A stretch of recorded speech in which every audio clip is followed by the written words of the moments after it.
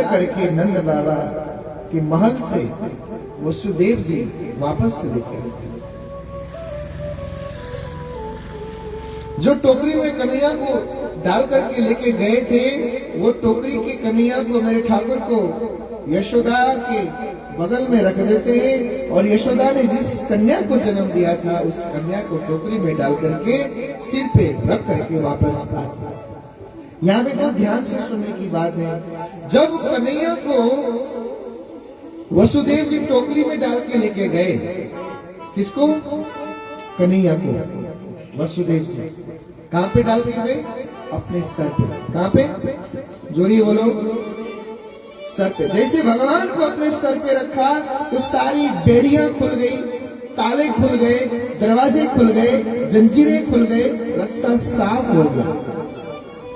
अब वो कन्या को उधर से लेके जैसे आ रहे हैं, जैसे आते हैं तो दरवाजा ऑटोमेटिक बंद हो रहे, ताले भी लगने लगे। जैसे जैसे कंस के महल में प्रवेश करते गए तो ताला लगने लगा, दरवाजा बंद होने लगे, बेड़ियां लगने लगी, लॉक लगने लगा। तात्पर्य क्या है? जब भगवान सिर पे थे सब खुल रहा था, जब एक कन्या को सिर पे लेके आए तो वापस ताला लगने लगे, दरवाजा बंद होने लगे, जंजीरें लगने लगे, हथकड़ियां, बेड़ियां लगने लगी। इसका मतलब जब भी मनुष्य के सिर में, मस्तिष्क में भगवान विराजमान होते हैं तो सारे रास्ते खुल जाते हैं। और वहां पे जिसने जन्म लिया है वो कौन है? वो माया है। या देवी सर्वभूतेषु माया रूपेण संस्थिता नमस्तस्यै नमस्तस्यै नमस्तस्यै नमो नमः। माया को जब हम सिर पे रखते हैं तो हमारे रास्ता में परेशानियां आती हैं, हमारे भी दरवाजे बंद होते हैं, हमारे भी रास्ते में जंजीरें पड़े रहते हैं। लेकिन यहाँ पे इस कथा के माध्यम से सुखदेव जी परीक्षित जी को कहते हैं, परीक्षित, जब भगवान हमारे हृदय में हो, जब कन्हैया हमारे साथ हो, कन्हैया हमारे हृदय में हो, कन्हैया हमारे मस्तिष्क में हो, कन्हैया हमारे सर में हो, तो सारा रास्ता क्लियर हो जाता है। लेकिन जब माया को हम पकड़ते हैं, माया को पकड़ते ही सारा रास्ता जो है जाम हो जाता है। अब जैसे आए पीछे फटक से दरवाजा बंद होगा, ताले लग रहे हैं। जैसे ही उस कारागृह में, जेल में प्रवेश किया, प्रवेश करते ही क्या हुआ? हथकड़ी खुद ब खुद लग गई, बेड़ियां लग गई, पैरों में जंजीरें लग गई, लोहे की जंजीर। इतने में कंस दौड़े दौड़े आया और दौड़े दौड़े आकर के कंस ने, वसुदेव ने जो कन्या को लेके आए थे उस कन्या को पकड़ लिया और कन्या का पैर पकड़ करके पत्थर में पटकने लगा। वो कन्या कोई साधारण कन्या नहीं थी, मायावी कन्या थी, महामाया का रूप धारण किया। 18 हाथ लेकर के आकाश में प्रकट हो गई और आकाश में प्रकट होते ही बिजली चमकने लगी, बादल गरजने लगे, हाहाकार होने लगा, तूफान आने लगा। जैसे बिजली गड़की चमकी, पृथ्वी डगमगाने लगा।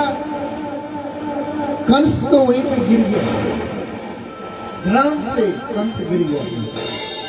अब जैसे कंस गिरा, कंस गिरते ही अपने आप को संभाल करके उठकर देखा तो 18 हाथ लेकर के एक देवी प्रकट हुई है और वो देवी उच्चारण करती है, अरे कंस, तू मुझे क्या मारेगा? तू मुझे क्या मारेगा? तुझे मारने वाला गोकुल में पैदा हो गया। कंस कहता है, कौन है? किसके घर में ही पैदा हुआ? मुझे उसका नाम बताओ, पता बताओ। देवी कहती है, उसकी पता बताने की आवश्यकता नहीं, तुझे पता चल जाएगा। अब तेरी मृत्यु, तेरा काल तेरे सामने प्रकट हो गया है, तेरे शहर में प्रकट हो गया। अपने मौत की अंतिम दिन का इंतजार कर। इतना कहकर अंतर ध्यान हो गई। ये देवी कोई और नहीं, ये देवी उत्तर प्रदेश में जाकर के विंध्याचल पर्वत में निवास करती है। बोले विंध्याचल माता की। विंध्याचल माता, विंध्याचल माता का रूप में प्रवेश हो गई, प्रकट हो गई। भगवान श्री ठाकुर जी की अनुपम कृपा से सुखदेव जी कहते हैं कि परीक्षित, जब से कंस को पता चला कि मेरा काल ने जन्म लिया है, मृत्यु ने जन्म लिया है, कन्हैया ने जन्म लिया है, तो डर रहा है, अपनी मृत्यु की भय से कांपने लगता है। अब उसी के बीच में देवर्षि नारद जी आ गए और देवर्षि नारद ने आकर के कहा, नारायण नारायण, अरे कंस तू यहाँ पे बैठा हुआ है आराम से, तेरे को आकाशवाणी सुनाई नहीं दिया था जब तू अपनी बहन का विवाह कर रहा था कि इसकी 8वां गर्भ काल होगा, फिर भी उसने जन्म ले लिया। तेरे को मालूम था कि उसके गर्भ से तेरी मृत्यु को जन्म देगी, तब भी तू देखता ही रह गया। इतने में कंस कहने लगा, मैंने 10,000 सैनिक रखा था चौकीदारी में, लेकिन क्या करूं, कब जन्म लिया, कब चला गया, कब प्रकट हो गया, पता ही नहीं चला, और मैं पहचानूंगा कैसे। नारद जी ने कहा, नारद जी कहने लगे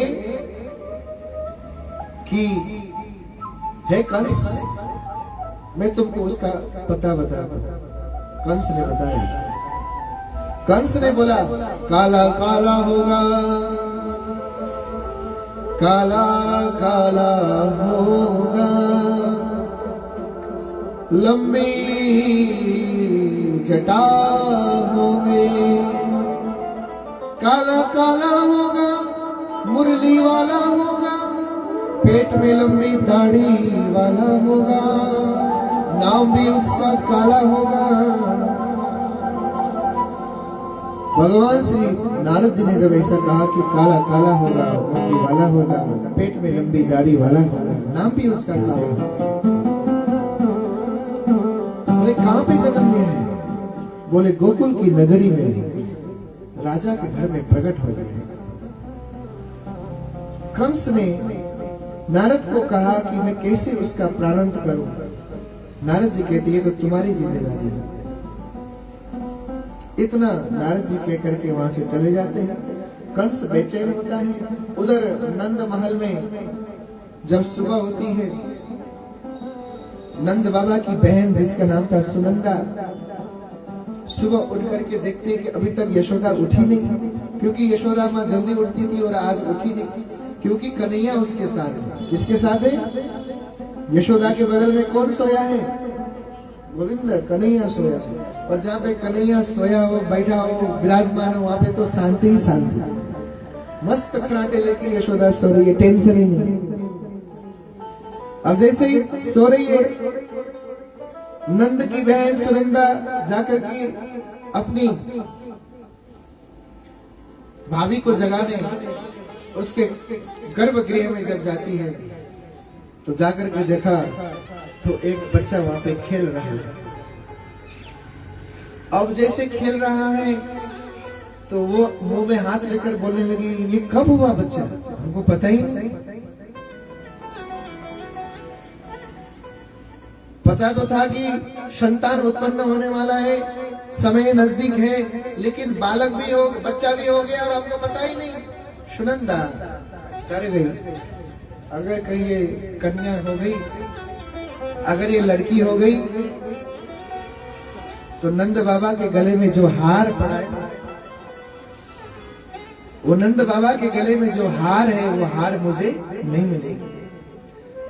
देखो, पति की बहन, नंद बाबा की बहन सुनंदा डर गई।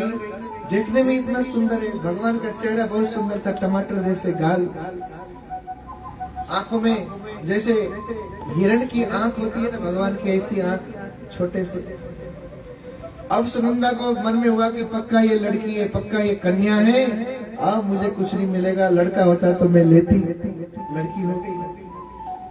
अब सुनंदा अटस मटस बातें करने लगी, क्योंकि सुनंदा के जहन में, दृष्टि में नंद बाबा के गले में एक हार पड़ा हुआ था, और वो हार जो है 9 लखा हार था। 9 लखा बोले तो 9 लाख रुपए पड़ने वाला हार, जिसकी खरीद उस टाइम पे, तो उसको 9 लखा हार कहते हैं। अगर मैं बोलूं कि कन्या हुआ है तो सीधा हार उठा करके कन्या के गले में डाल देगा। अगर लड़का हुआ बोलूंगा तो खुशी के मारे मेरे ही गले में हार डाल देंगे। तो वो सुनंदा को थोड़ी सी लालच था उस हार का, बड़ी कठोर मन लेकर के अंदर गई, जाकर के कन्हैया को देखा, कन्हैया को देख करके टेढ़ी नजर से देखने लगी, ये तो लड़की है, ये लड़का हो ही नहीं सकता इतना सुंदर। और बड़ी हिम्मत किया, और बड़ी हिम्मत करके जैसे चादर को हटाया, देखा कि ये तो लड़की नहीं, ये तो लड़का है। अब इतनी खुश हो गई, वहीं से छलांग मारते हुए बाहर गई गौशाला में, जहाँ पे गायें बांधा जाता था, क्योंकि नंद बाबा ज्यादा देर तक गायों की सेवा में लगे। जैसे गए गौशाला में और जाके चिल्लाया, भैया भैया, तो भैया वहां पे नहीं मिले। फिर बगीचा में गई, बगीचा में जाकर के चिल्लाने लगे, भैया भैया, वहां पे भी भैया नहीं मिले। इतने में बेड़े में आई, और बेड़े में आकर के कहा, अरे नंद बाबा कहाँ हो? जोर से चिल्लाई। नंद बाबा छत के ऊपर थे, छत से देखा, अरे बहन सुबह सुबह काहे चिल्ला रही है, क्या हुआ? इतने में, अरे इधर तो आओ नीचे, इशारा करने लगी। नंद बाबा दौड़े दौड़े आए, और दौड़े दौड़े आने के बाद सुनंदा ने कहा, अरे बाबा बधाई हो। बोले किस बात की बधाई दे रही है? अच्छा ये बताओ, अगर मैं चोखो खुश खबरी सुनाऊं तो मुझे क्या दोगे? इतने में नंद बाबा ने कहा, जो तू बोलेगी मैं वही दूंगा, तू बोल तो सही क्या बात है। इतने में सुनंदा कहती है, पहला कसम खाओ क्या दूंगा। इतने में, तू जो बोलेगी मैं वही दूंगा। इतने में सुनंदा बोल तो रही थी, लेकिन नजर जो है वो हार में था। हार में देख करके बोल रही थी कि मुझे क्या दोगे? अब नंद बाबा ने जैसे देखा कि ये देख क्या रही है, तो गले में हार था। इतने में नंद बाबा ने हार को उतारा, और उतार करके उसके गले में डाल दिया। जैसे डाला, डालते ही छलांग मारते हुए अपने नंद बाबा को, अपने भैया को गले से लगाया, और कहा, अरे बाबा तुम्हारे घर में लालो भयो है। लालो भयो है? बोले हाँ, आपके घर में लाला का जन्म हुआ है। इतने में लाला का नाम जैसे सुना नंद बाबा ने, नंद बाबा झूमने लगे, नाचने लगे। इतने में जब हल्ला हुई कि यशोदा के घर में लाला हुआ है, सारे ब्रिज मंडल, गोकुलवासी, ब्रिजवासी सज के धज के सब वहां पे उपस्थित हो गए।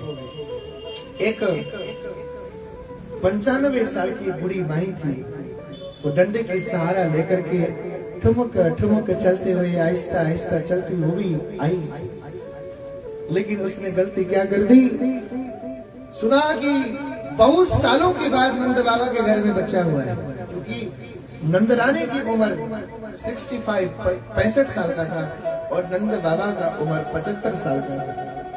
इतनी उम्र थी उस टाइम पे कन्हैया का जन्म हुआ। और उस टाइम पे लोगों का उम्र भी 1000 वर्ष होता है। अभी नहीं कि 60, 70, 80, 100 तक। कलयुग में तो 100 से ज्यादा जीता नहीं, लेकिन कलयुग से पहले जो द्वापर युग था, द्वापर युग में 1000 वर्ष तक जीते थे लोग। इसीलिए 1000 जिसकी उम्र होती थी उसके लिए 65, 70, 75 कोई मायने नहीं रखता। ये नहीं सोचना कि 65, 70 साल में कैसे हो गया। 1000 वर्ष का उम्र था, तो 1000 वर्ष की उम्र में 60, 70 ये कोई मायने नहीं रखता। इतने में वहां पे सज धस कर सब आने लगे। नंद बाबा बोलने लगे कि मैं यमुना में जाकर के, यमुना में नहा करके सज धस कर आता हूँ। दौड़े दौड़े गए, यमुना के पुल के ऊपर से छलांग लगाई, पानी में यमुना में छलांग मार के नहाने लगे। नहा करके जैसे बाहर आए, बाहर आने के बाद कटिंग वटिंग करवाई, मुछ दाढ़ी वाड़ी बनवाई, सेविंग वेविंग करी और ऊपर से सुंदर श्रृंगार करवाया और सुंदर श्रृंगार करके सुंदर वस्त्र धारण किए और वस्त्र धारण करने के बाद आंखों में काजल और मुख में पान लगा लिया, सुंदर पगड़ी पहन ली, सुंदर